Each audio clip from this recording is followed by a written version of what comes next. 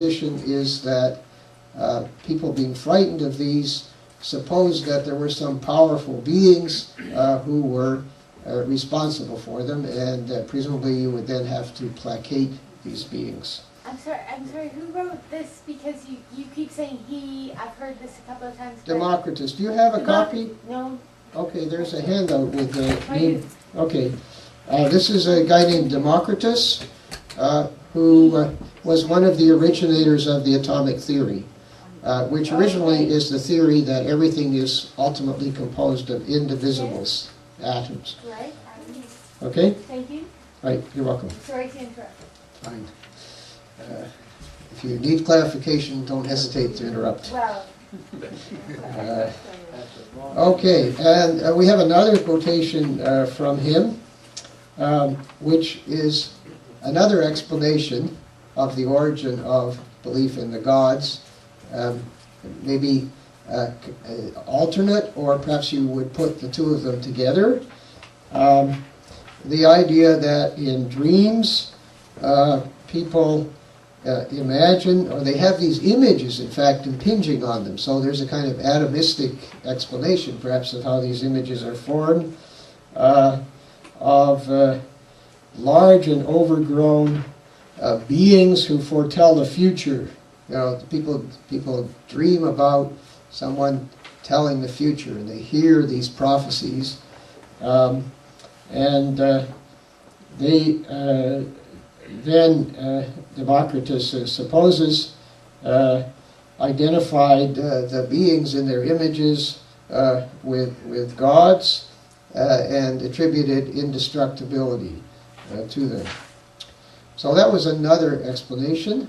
And we have in another sophist named Prodicus up on the next column a third explanation of the origin of belief in the gods. And this is the sort of deification of aspects of the universe that we can observe, from which we get benefits. So Prodicus writes, the ancients accounted as gods the sun, moon, rivers, and springs, and in general all of the things that are a benefit for our life, because of the benefit derived from them, even as the Egyptians deify the Nile.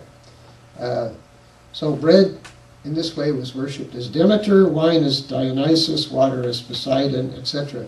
So this is a reductionist account of belief in the various divinities of Greek popular religion. What Demeter is just a personification of bread. There is no goddess Demeter, there's just bread. There is no god Poseidon, there's just water. There is no god Dionysus, there's just wine.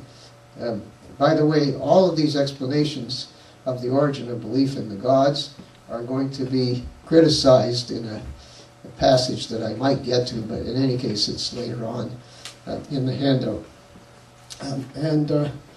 A fourth explanation of the existence of the gods is in this long excerpt from a play called Sisyphus, written by a man named Critias, and performed for the first time in 406 BCE, towards the end of the war between Athens and Sparta, and about 6 or 7 years before the trial and death of Socrates. And this attributes the origin of belief in the gods to an invention by a specific individual for a specific reason.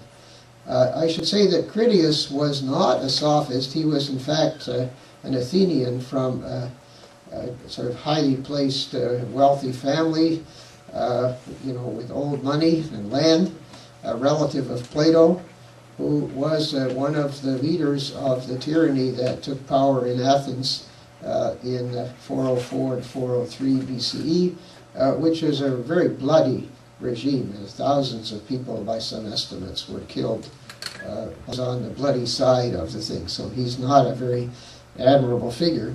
And we don't, in fact, know whether he himself believed the theory that's put forward in these lines, because it's lines spoken by a character in a play that he wrote. So who knows?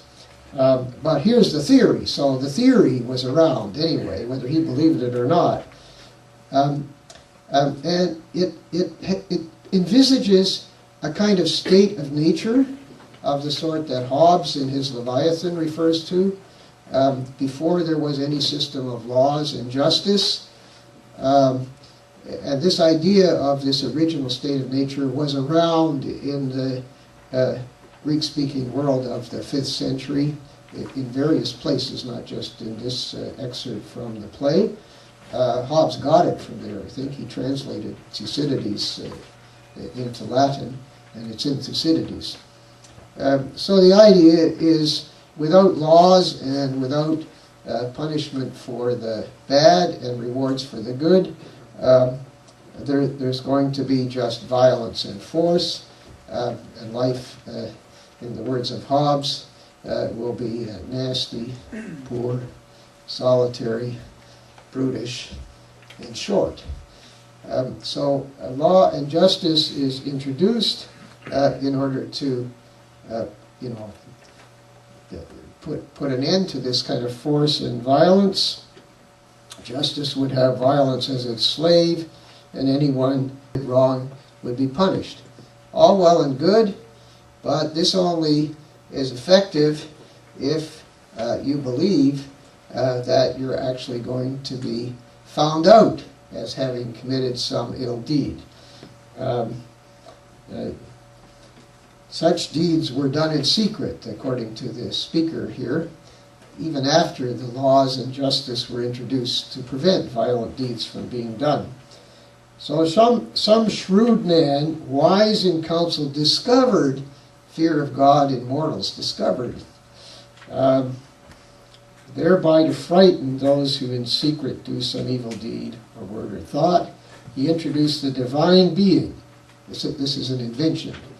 Seeing that there is a spirit who enjoys endless life, hears and sees with his mind, thinks of and heeds these things.